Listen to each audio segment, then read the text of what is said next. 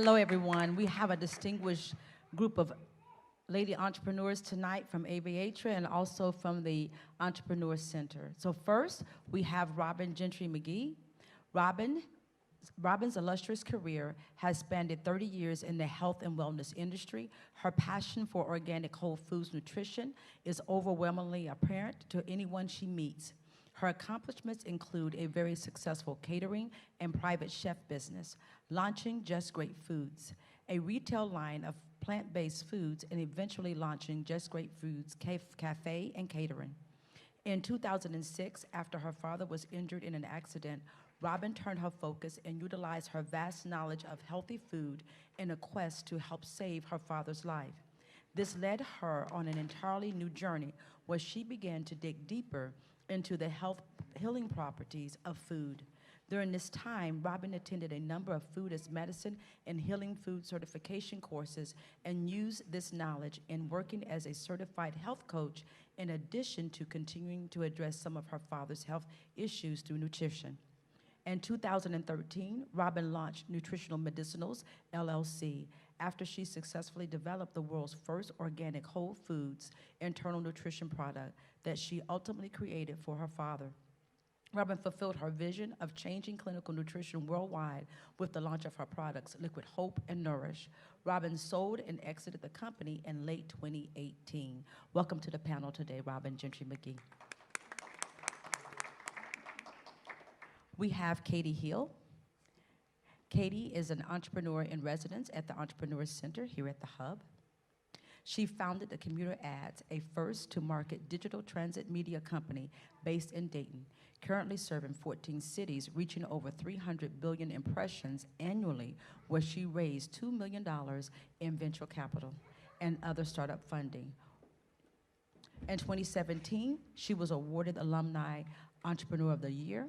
The Kingston Wealth Management Group Entrepreneur of the Year Award honors a member of the local business community whose long-term achievements reflect a dedication to the spirit and practice of entrepreneurship.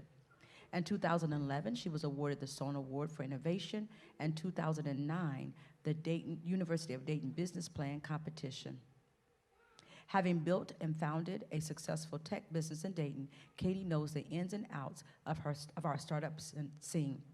Katie knows a great deal about the Entrepreneur Center services and also our ecosystem. Welcome to the stage tonight, Katie Hill.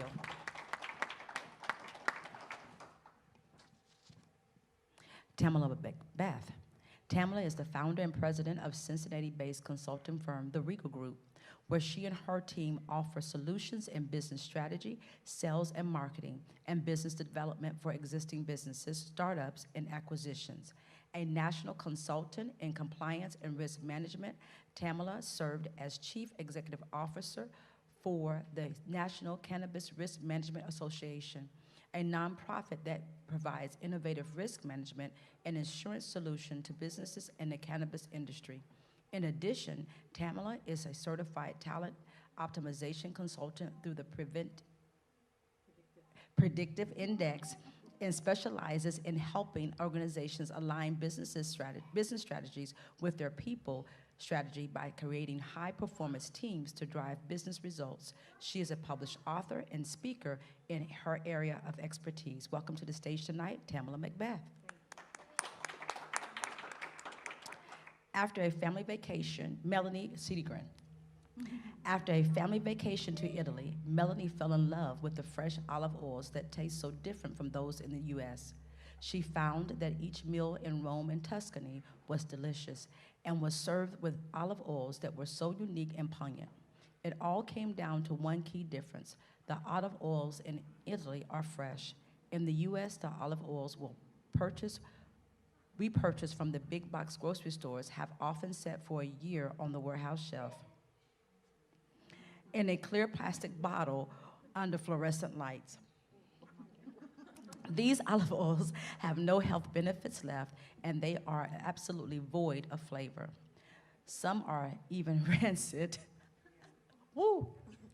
This is why she started the spicy olive. So many people are looking to prepare better, healthier meals, and olive oil is a wonderful addition. At the Spicy Olive, We strive to bring the freshest olive oils from around the world into their store so that you can fall in love with the flavor and make delicious, healthy foods. Welcome to our panel tonight, Melanie Cedarville.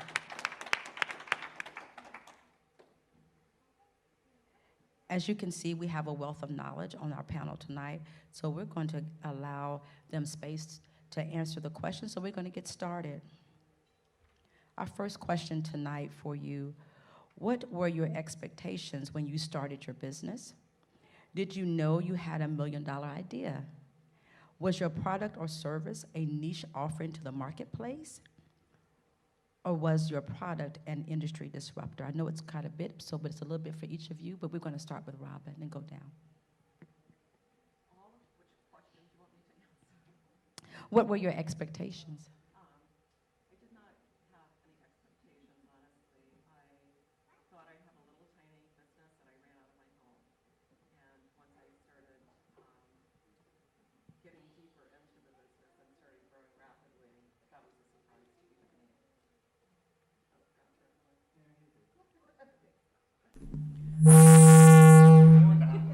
It's on. It's on. I think okay.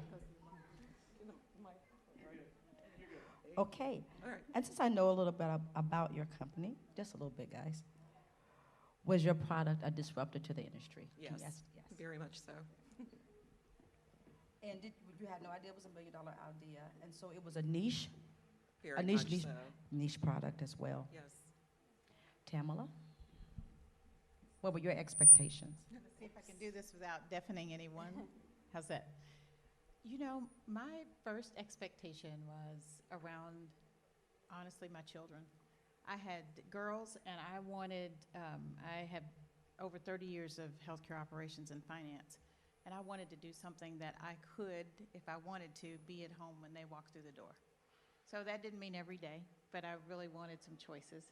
So what I did was I actually expanded my expertise from what I've done operationally or done in my profession to be able to fit my lifestyle. So that was my first expectation, and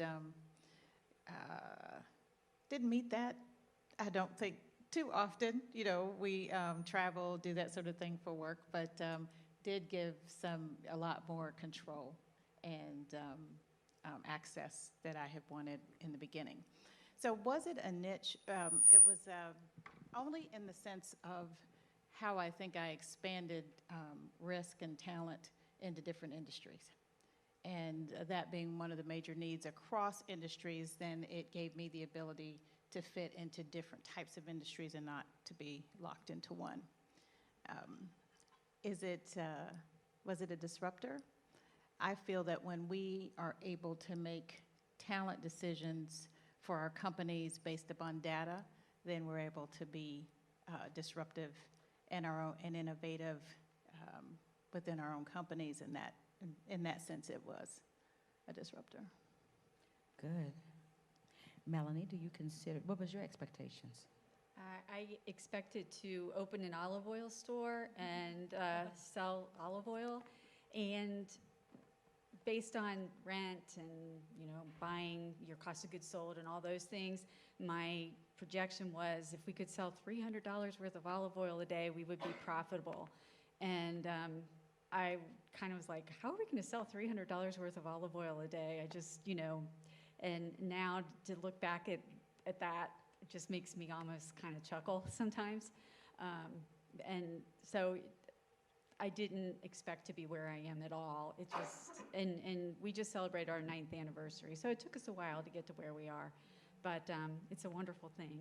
And we are definitely a niche product. I remember when I first approached people at SCORE and at Bad Girl Ventures, which was the name of Aviatra back then, and said I had this idea for an olive oil and balsamic vinegar, I got more people saying that's the silliest thing I've ever heard of than I got yeses, but I got enough yeses to keep going. So, and I'm very happy that I did. So. How many you can identify with that and heard that before, that you're crazy? Katie, did you exceed your expectations? So I would say that my story is kind of the opposite. when we came up with this idea we do location-based advertising on public transit. And I remember, I'm kind of an Excel person, which it sounds like you are too. I started running the numbers on it and was calculating how many trains go by a station. I was in Chicago at that time.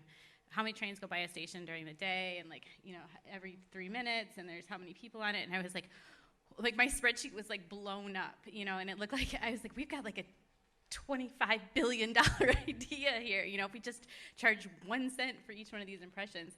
And that is not what happened. It was we could see that there was great potential in the concept, but the idea of actually executing against that and making that come to life, I feel was one of the most important lessons and we just did a session on this about, you can have as much cool stuff on a spreadsheet as you want, but when it comes down to just executing on it, that's where the hard work is at, and it just goes a lot slower than you think it will. But nonetheless, it's so rewarding, such an exciting adventure. I'm so glad it took that leap, even if it didn't turn into $25 billion yet. So this idea was something new to to the industry, to the advertising industry. You were the first digital. Yes, first to market digital location-based advertising on public transit. So it was disruptive, and the challenge with that was that. So the way the model works is we work with the transit authority first. We have to get a contract with the transit authority, and then the model allows us to share the advertising revenue with the transit authority. But transit authorities are government agencies, and you have to go through an RFP process, which means they're asking for you to propose for them. But they can't ask for something that doesn't exist. So we had to figure out how to break into that market to get into a procurement process that was legal, that still allowed for innovation. And actually that's what brings us to Dayton, a plug to the Greater Dayton RTA, because they were innovative in the way that they wrote their RFP that said they were looking for standard traditional advertising on the sides of a bus, but they put a note in on the very last page of the RFP that said, if you have new ideas, we'd love to hear from you. And that was the opening that we needed. And that's what brought us to Dayton. Here we are still 10 years later. The office is over at Water Street. I'm full-time here at the hub. We raise our kids here, all the things. So, yeah. That's awesome. That brings up another question in my mind. How many of you had difficulty or had to break into the industry that you're in? Robin? Yeah, I had a tremendously difficult time breaking into the industry because I was doing something that had never been done before. And I worked in the medical field with registered dietitians and docs. And so I remember early on a number of conversations I had with dietitians who said that they could not give my product to patients. It would kill them. I mean, literally, that was the conversation I was having. There was such a disconnect for me and I met with many doctors, many medical people to see if I was crazy, could this be done? And one thing that I found out was 50 years ago, before Nestle and Abbott Nutrition got a hold of the market, long-term care facilities, hospitals made their patients formulas who were on feeding tubes. But this had been erased from the dietetic training programs at university, which is largely funded by Nestle and Abbott. And so if I were a weaker person, I would have stopped and walked away because I ran up against so many walls continuously. But I just kept plugging away. The proof was in the pudding. My father thrived on my product. People came to me, they heard about the product. 100% of people who use the product transitioned, if they had been on commercial formulas, to better health. We worked with a lot of ALS patients. We had 2 or 3 ex-NFL football players who now have ALS. And the first one, Steve Smith, who he lives in Texas. His wife called me and he was struggling. He had really high blood sugar. He was on insulin. She was desperate to find something. So, and this was before I actually launched my product. I worked with her and I custom wrote a recipe for her to make for Steve. And she did it, and within 3 months of start using the product or the formula, he was off insulin, and he's still alive. And when you have ALS, I think they give you a 6-year lifespan. He's going into his 15th year now. And a number of ALS patients, as you know, Pam, when we had the company, they attribute their longevity to my product. So the proof was in the pudding, basically. Great, great. All those were great responses to those questions. A lot of entrepreneurs struggle, new entrepreneurs, because they have to work their full-time job and then also run their business. Were you always full-time in your business? Pamela, we'll start with you. No, I started somewhat part-time, just testing the waters when I first started consulting in risk alone. And then when I made the leap, I actually, fortunately, my first and largest client was the health system that I had worked for before.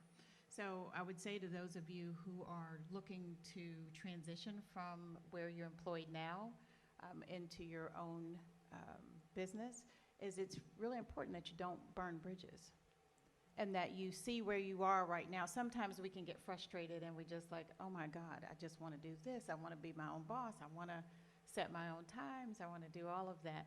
And I think it's really important to just take a step back and look at the resources that you have every day and how they'll be able to support you or be an ally for you when you go into business for yourself. I just think that's needed. Very important. Thank you. You, Melanie, did you start off part-time or you went straight full-time? No, I went straight to opening the store, but I was fortunate because I had been at home with my kids for a while and was looking for what I wanted to do in the next chapter of my life. And prior to that, I had been a pharmaceutical rep and I sold anti-inflammatory drugs. And that is a big thing that that the olive oils do. And so, so it made sense to me, the health benefits, and so I was very passionate about it, so I just leaped right into it and did it every day, all the time. That gives me another question. Boy, you just add in more questions the more you give your answers.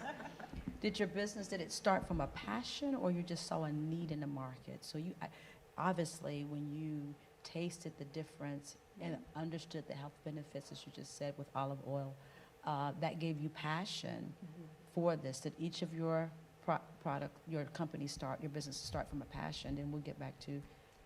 Yeah, mine definitely started from that passion because it just kind of made me angry because I had been buying olive oil my whole adult life and cooking with it because I had read that it was healthy. And then when I found out the difference between what we really have and the fact that it's devoid of those health benefits for the most part, it just kind of frustrated me. So, so the passion led me to open the store, and then it leads me now to educate people. That is probably the biggest thing I do is I speak to groups and I do classes for cancer patients, and that's what I love to do, and I love to be out talking to people and letting them know what the difference is, because when they learn that the difference, when they taste what real olive oil is supposed to taste like, they love our products, and it's just what fuels the growth of the business. So. Robert, I know yours, but I don't think people really understand about that you live an organic lifestyle. So it is a passion, but it's a lifestyle.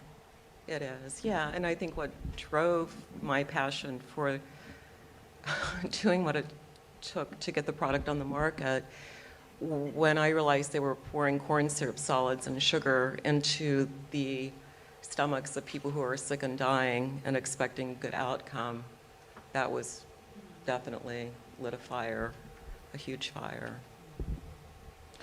So Katie, you have two to answer, I'm sorry, because we didn't let you answer. Were you always full-time?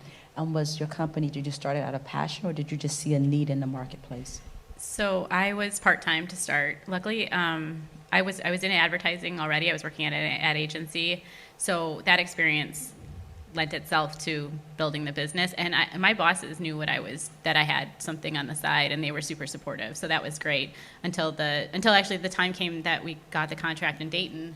I said, okay, we're packing up and moving to Dayton. And then it was a full-time job, which meant we needed to go out and sell to be able to support ourselves. And I will say, as I'm active in the startup ecosystem here in Dayton, it's a great asset to have the not only the resources that we have here, which continue to expand, but also our cost of living is an advantage for startups here, because you don't have to make quite as much money to still live a nice, comfortable lifestyle in this community, and so we always saw that as an asset to the business. So I can't say that I was passionate about location-based digital advertising on public transit because I didn't know what it was until we started doing it, but certainly that passion grew. And it was not only a passion for the product and what we were doing, I mean, like now like a huge public transit fan and, love the advertising industry, but also love entrepreneurship and definitely got that bug. Yes. And the idea of building a team and seeing an idea come to life and all of the things that go along with that, the people you meet along the way. That I think, the fact that I'm doing what I'm doing in this role, I think speaks to that passion as well. So Absolutely. Tamala, you want to add to that? I was just going to say, totally, I was just thinking that when you asked the question about passion. Some of us, and probably many of you, we have a passion behind the creation, and that's what entrepreneurship is. On the need side, since we were young kids, my mother would always say to us, see a need and meet it. See a need and meet it. So it trained me as a kid to look for the gaps, to look for where something was missing, like in advertising, or to look for a solution to people that needed it from a healthcare perspective. And so I think it sort of trained me to think that way. So I went into my profession because of my passion to help people, but I was also looking for a need. And then that also fuels us as entrepreneurs, I do believe, because most of us, and I know Robin here is the same, and I hear them talking, but most of us have started more than one business. And that's because we start one, we're successful with it, we sell it, and then the ideas are still coming, and we do it again. Absolutely. So we're going to get to the $1 million question. How did you fund your business, and what would you recommend for funding? Let's start with Melanie. For our funding, again, starting a small retail shop, so it's a little different than other places, but I did go through the Aviatra program where each week is a different week. When you're all done, you have a beautiful business plan to present. You present it just kind of similar to Shark Tank. You go and you have your presentation and your slide deck, and you meet business leaders and bankers, and you present this. There's a table of probably 20, 25 people. And luckily out of that, I did get a loan to start the business. And it was for $25,000, and that's what it took to get me going. So. Good. Thank you. Tamala? Just to be candid, I think, as women, and also as women of color, access to capital is not as easy as it sounds sometimes. Often it may be just because we don't know exactly where to go to ask, or we don't have the coaching like we're talking about with Aviatra to help us with how to learn to pitch, with business governance, how to be able to put those things together to get the capital that we need. So that is a passion of mine to help potential business owners to do that. So I can't say that access to capital was easy, and I did get a lot of no's. So I did a friends and family round. I also invested in myself, and that's how I started. So I can't say that it's all about, pull yourself up from your bootstraps, because if you don't know where your boots are, you can't pull yourself up from them, can you? so I think there's a lot of education that we have to reach out and ask questions. You have to ask questions, and don't be afraid to do that. That's how I had to learn. But then once you get to that point, you have a solid business plan and have an understanding of what it is that you do. And I think that helps you to get to that point. And so I'm still looking in expanding. I'm sure I'm going to have another round, another capital raise. It's easier as you go, but that's probably the most daunting thing, that new entrepreneurs face. Absolutely. Thank you. Katie, you want to add to that? So we did a little bit of friends and family to get started. And then same thing as Melanie said, we won the flyer pitch competition. It was then called University of Dayton Business Plan Competition. And venture capitalists were sourcing deals from academic business plans. And so we got a meeting with them after that, and we raised a total of $2 million. We took about 1.5 from the VCs. And I would not recommend it. I'm pretty candid about it. I can tell stories on the off stage about that experience. But it was a nightmare, honestly. And we ended up eventually buying them out and moving on. But you just really have to know what you're getting into. And I will say, when someone's waving like $1 million check in front of you, not that it came that easy, but after due diligence and all the process, I mean, it's really hard to say no, but it comes with all kinds of, things, relationships, all kinds of stuff behind it. And so just really understanding what is coming, I think is important. As hard as it might be to walk away from $1 million, it's not free money, by any stretch of the imagination. So that was our experience. Robin? So I too won the UDA business pitch at one point, as well as Aviatra.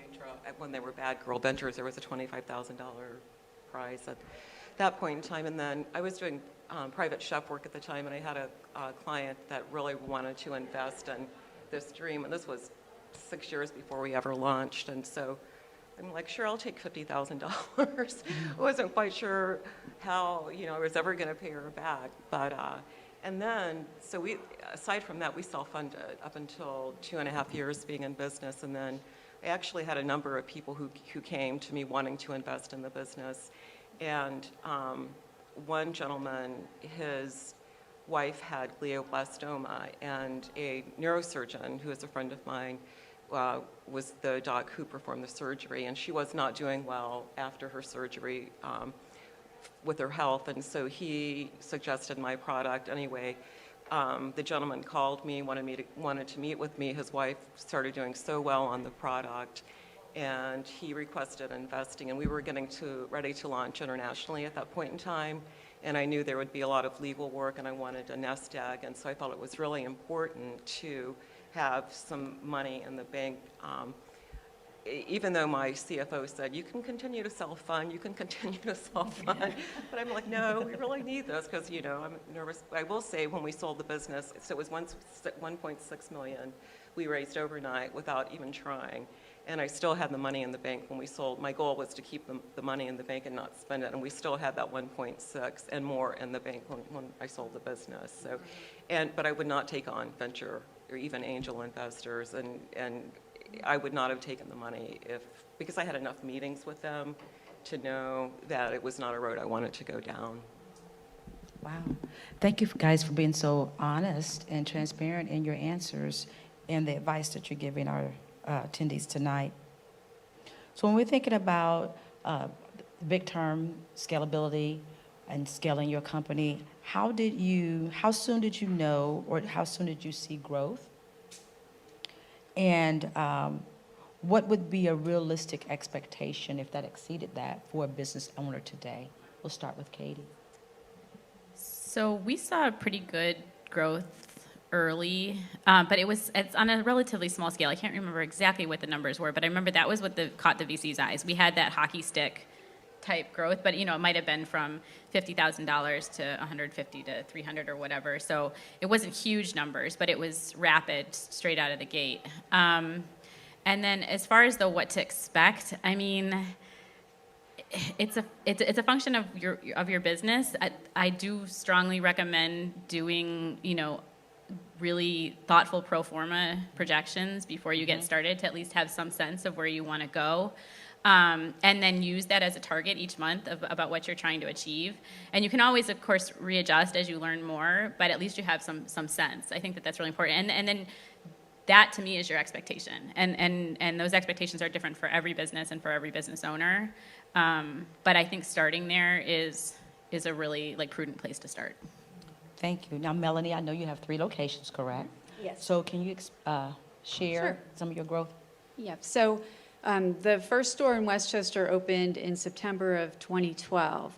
And in June of 2013, we were ready to open a second one, which in hindsight now, I felt then it was even maybe a little too soon, but now for sure, I think that was too soon. The business did great. It grew. It was fine down there. But it was an opportunity that came up. Another business, a spice business, that we bought her products, and so we're selling them out of the Spicy Olive in Westchester. She found a place down in an area in Cincinnati and wanted us to share that space, which I thought would be great because we would be paying half the rent and it would spread that out.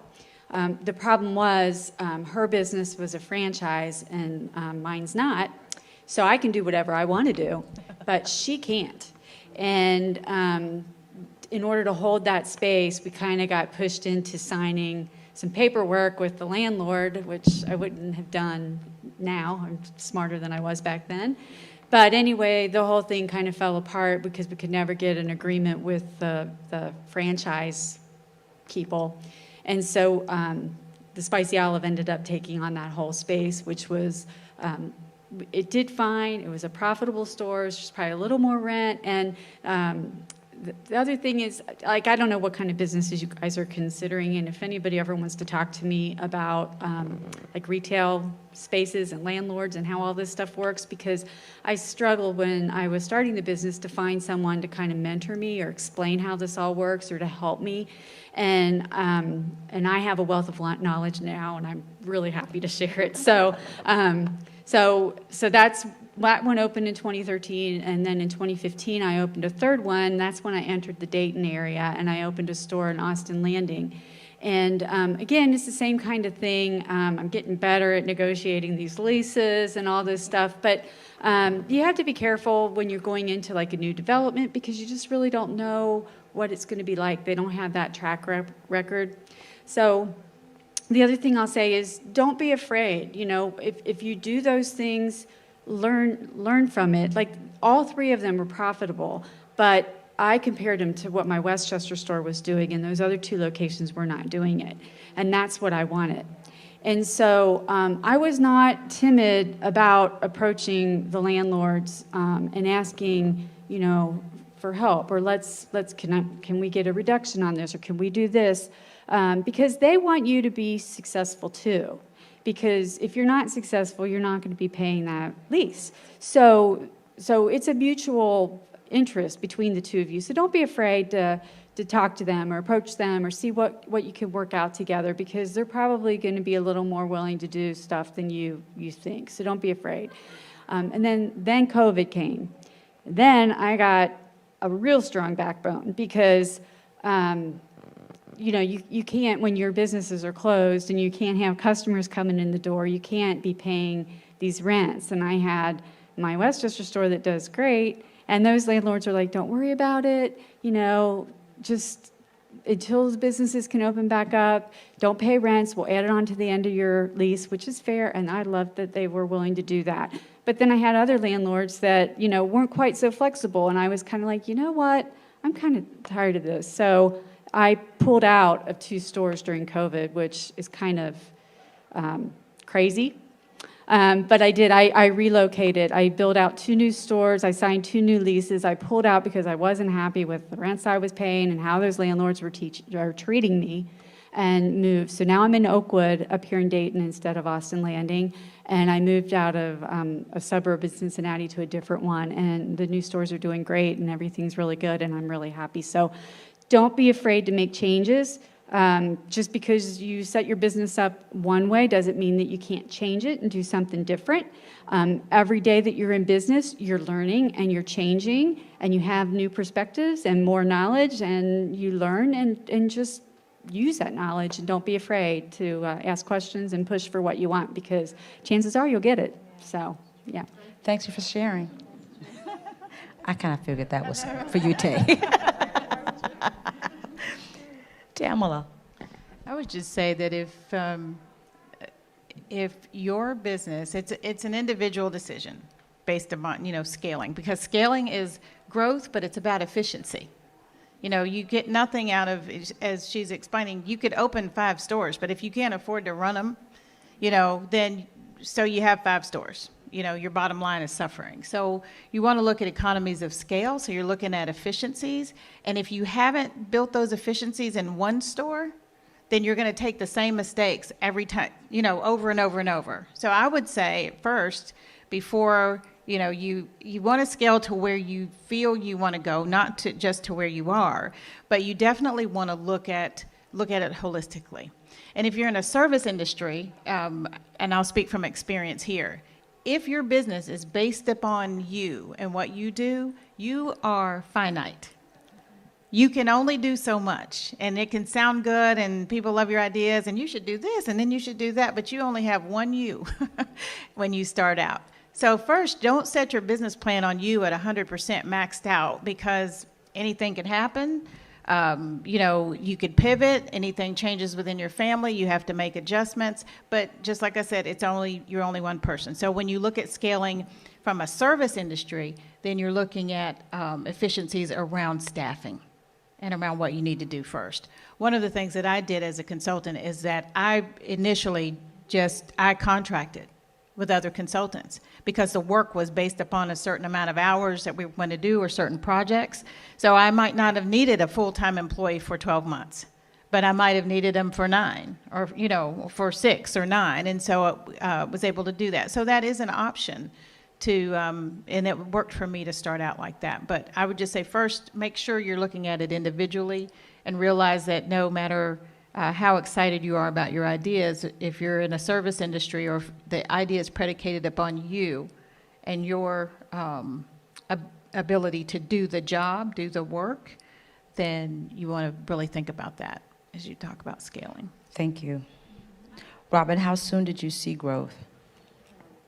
Actually, I saw growth immediately. One of the ways that I was able to self-fund, it was very difficult finding a manufacturer because I had to use, there's only 5, the process that my product had to go through to be shelf-stable with no fillers or no ingredients. It's a very specific process. So I found a manufacturer, but they required prepayment. They first turned me down, and I kept going back to them saying, you have to do this for me. And they finally took me on because I was relentless. But one of the requirements was that I prepay for all of the production runs. So I started out, I think my first production run was 30,000 units. But I did pre-sales. I had such a waiting list by the time I actually launched the product that in pre-sales people paid for it. So I actually funded the first 2 manufacturing runs through pre-sales, and then I was profitable from then on out. And I too was a straight hockey stick. I had the business 5 years, and I remember when we launched in 2013, third quarter, I did $300,000 the third quarter, and I thought, this is great, this is wonderful, and you know, I can do this. As I said, it's going to be a little tiny business. I can run it out of my home. But we, straight up, when we sold the business, we were 25 million, so we grew really quickly. They got a rumble. That's why they're on the $1 million panel, right? So Tamala kind of alluded to this, but I think also when you reach a certain status, you do have to have a team. Can you start sharing with us about how you chose to build your team? What are the best practices that you saw? And we'll start again with Katie and go down. Okay, so team is so important, and I've loved so many of our teams over time. Though I do often say that it's the people in your business that will both be the best part of your day and will also break your heart, you know. And it's just part of entrepreneurship when you're bringing people in and teaching them all about the things that you're passionate about, and hoping that we're all pulling in the same direction and stuff. That is such a powerful and amazing process. But also when it falls flat, it really can fall flat sometimes. So I sort of just feel like that's a piece of the experience of building something new for the first time, that when everybody in the whole entire organization is learning. So we would always look for people that were learners, that were comfortable with the uncomfortable, looking for problem solvers, people who wanted to just figure things out and didn't need to have a manual, to do their job, but could learn as they go. And then doing that together, there's nothing more rewarding. So we hired a lot of pretty green folks out of UD, brought them in as interns, and then would give them full-time jobs if they worked out. And now they're grown kids of their own, and they're back in our lives in all kinds of amazing ways. And that's definitely one of the best parts of this whole process for me. So, yeah. Thank you. Melanie? My big challenge is, now that I have the 3 different stores, is when we started, it was me greeting the customers and telling them all the wonderful things about the oil. And I want that excitement and enthusiasm across all 3 stores, but I can't be there at all 3 stores. So I really hire people that are enthusiastic, and I find that customers make wonderful, wonderful employees. So I do hire a lot of customers. They'll come in and approach me for jobs. I have a lot of retired people that are wanting to stay active and want to do things, and had great careers and are really intelligent and want to do things, and they work out really well. I have finally, this is something that I've wanted for a long time, but I finally have a store manager, or I call him my operations manager because he likes that better. But but he's doing the scheduling now, and he helps out with all the training, and we have everything streamlined with, operations book and how things are done, so that everything's the same across all 3 stores. The employees are all enthusiastic, and I approach it as it's like a family. It's a team. Treat everybody well. I mean, they love the store. They love the business. They just, so that's what I strive for, and it's challenging. It does get challenging when you're not in each physical space every day. So, but it's working out really well. So. Now, Thelma, you have a scientific type of a more streamlined approach to adding for staffing. We do. We look at data, really, and try to assess for how a person will perform in a workplace. One of the things as entrepreneurs that you will do is, every year you look at your business plans, and then at the end of the year, or somewhere in between there, hopefully, you're looking at your results. So you start with a plan, and you're trying to get to the results. Well, what's in between your plan and the results? The people, your team. That's what gets you from a plan to the results. And so that's why it's so important that we take the time to really develop what the jobs are. What do we really need people to do, and how will we help them to be successful, in those roles? And so sometimes we do it scientifically. It might have to be more a little bit of a time at a time. But I've had, when you have global teams and people you don't see every day, you only, now COVID has leveled the playing field where you're Zooming everyone or just talking on conference calls, or when you have national teams that I might not get to sit and talk and know what she likes, and, we know she knows what my kids are doing, I know what her kids are doing, because we're not in the same proximity. So then that's where actually having data to go on about how that person performs, how they work, how they like to communicate, really, really, comes into play and is really helpful, in that. But the biggest thing, one of the things you'll see, and probably for those of you that work in other corporations or other companies before you're starting your own, is we have a tendency to do what I call, we hire fast, we fire slow.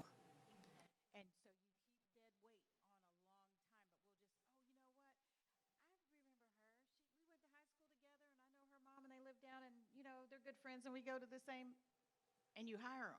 Then you get them, and then 30 days later, it's a nightmare. No offense, Robin. But because, what did you do? You hired on your own bias. You hired on the bias that you like them. I hired on the bias. I love her jacket. That color is just so awesome. So if you came and interviewed with me internally, I'd be going, ooh, I really like the way you look. That is nice, because that's my bias. I like that color. Or if we have the same kind of dog, she has Shih Tzus and so do I, and we have that bias, and we will make multi thousands of dollar decisions on something that we like. And that's where you want to make it you want some more objectivity. Your business is resting on it.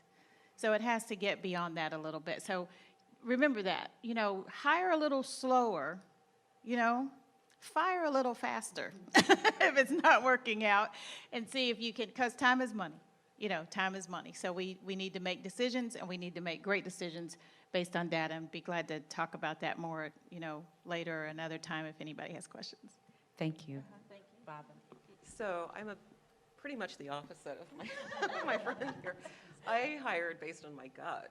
actually, with the interview, and I just felt it was a good fit, or there was something, and it worked out actually most of the time really, really well. I mean, Pam's a prime example. But she's exceptional, so. But we had a lot of exceptional people, we really did. We stayed really lean. When I sold the company, we had about 17 employees, but most of them were cross-trained.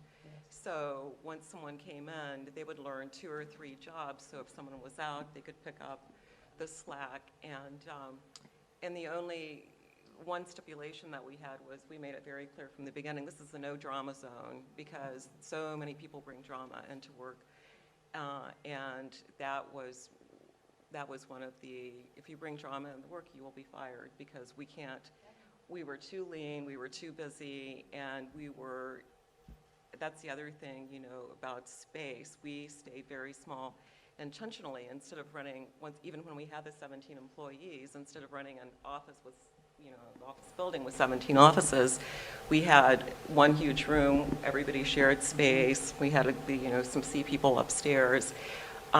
So that worked really well in our advantage, and I think that's one of the reasons that we stayed so profitable, was because of those, including those 2 things, I think. Great. Give our panelists a hand. We thank them for their openness and their transparency. They've told you a lot, from their practices to their dollars. So if we have any questions tonight for any of our panelists, we have a few minutes. We could take a few questions. Yes. I have a question. I'm working with a consultant, and we talk about having a goal, having, what do you want to earn out of this financially?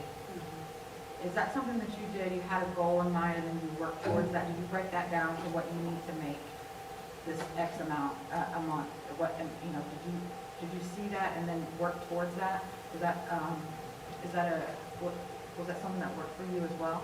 Because someone talked a little bit about that, and I just want to touch back on that. Are you talking to me or To everyone. Everyone, okay. I've heard that a little bit, though, about how, I'm setting your intention. So is that something that you did as well? Did you say, I want to make $1 million, and then every single day, and then, no, I need to make X amount a month, and every day, okay, we need to get there, we need to get there, we need to get there. That's something that I'm working on right now, so that I can, see it. Right. How to have something more tangible rather than I'm just working hard, working myself to death. Right. Was that something you did? It's a really good idea, but I did not do that. I considered, well, first of all, my husband supported, me, and so I did not have to earn a certain amount of income. Okay. So when I started the business, I was just happy to be able to pay. For me, my business was more, I thought I was doing a service, and I was not out to make $1 million. I really didn't think I would make very much money at all, but it came, so. Do you mind if I answer? I think you want to, depending on what your business is, first you want to be able to monetize your product, for the lack of better. Monetize your product first to know what you would get for that on the open market, what your competition is charging for the same thing, before you get to a point of, what do I need to make? You see what I mean? Because I think that comes, but that's a part of your operational expenses. You become an expense, basically. And, no matter what you hear on TV, you become an expense that you want to plan for, ahead of time. The same with your rent and all of the other costs of doing business. You put that salary in there, but you monetize. So then as Melanie was saying, how many bottles of olive oil do you need to sell to be able to keep your doors open first? And I think that's how you look at it. And then you set the pro forma, as Katie was saying, over, you start with a year, you go to 3 years, you go to 5 years, and then look to see what's doable. Did you all have being $1 million company, was that a goal for you? And you just work towards that? Katie? It was for us, because I had crazy performance at the beginning that made it look like that was going to be easy. But also, which also says, while I'm a huge fan of performance, also you have to take them for what they are. It's just guesses, right? So it's finding that balance. But when we got those, the nature of our business was that when we went into the transit authorities, we had projections to them about what we thought we were going to be able to earn for them, which was part of our sales process to them, saying like, look, we think based on how many riders you have, we can sell this much of advertising. And I'm pretty sure that first proposal to Greater Dayton RTA said like $30 million in the first year, because we didn't know they were our first market, and thank God they were amazing to work with and like allowed us to be green and adjust as we went. But so then as an organization, we knew what we had proposed to these companies. And then as an organization, we were on the hook for that. And so yes, very much so. And the entire team was driving towards those goals. As we went into each additional market, we knew we needed to generate more revenue, which meant we needed to hire more people. And we're very much a media sales organization, which means most of our team are salespeople, and they all come in with objectives. And if they don't hit their objectives,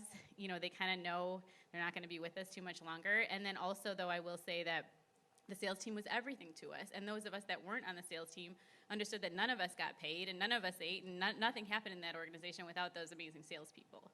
So we were very, very much a sales-oriented culture. So that means that you understood the key role of your team.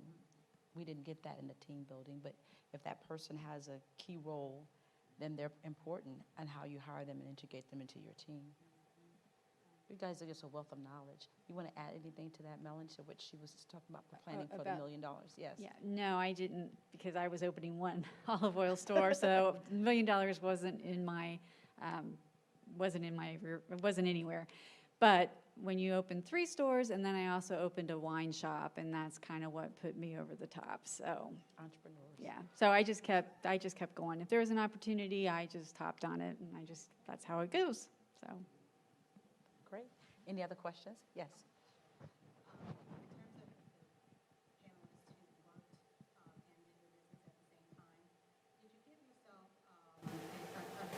Time frame for when you would quit your job, when you would walk away, and money-wise, did you have to earn a certain dollar amount before you got to that point?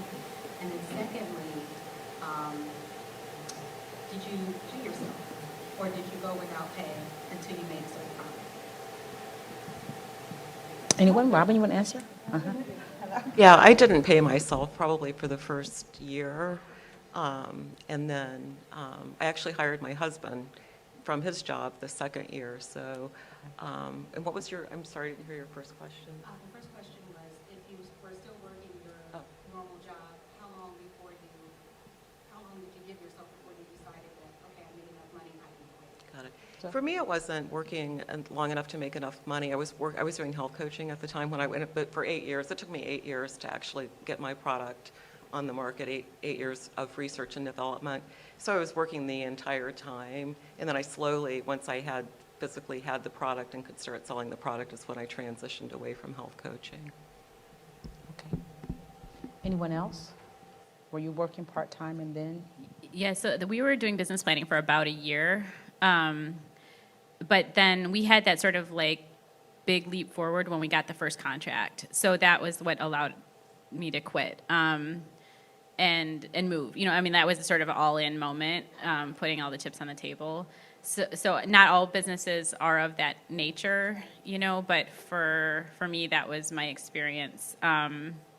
And we did take friends and family and kind of lived off of that for a little while after quitting my job, but then we started generating revenue pretty quickly. And there's something to be said for that. When you're hungry, if we don't generate some revenue out of this thing, we got to pay our rent, and so that's amazing how motivating that can be. Go ahead, We do Pamela. try to, in helping other businesses come online, though we do try to focus or ask you to focus on, look at what you would need so that you roll that percentage into it as you're monetizing your product. Or a lot of times what we struggle with is how much to charge. And, ladies in the room, we always undercharge. We undercharge all the time because we are as if, somebody's doing us a favor. But you're working for it, and we're like, well, I don't want to charge that much.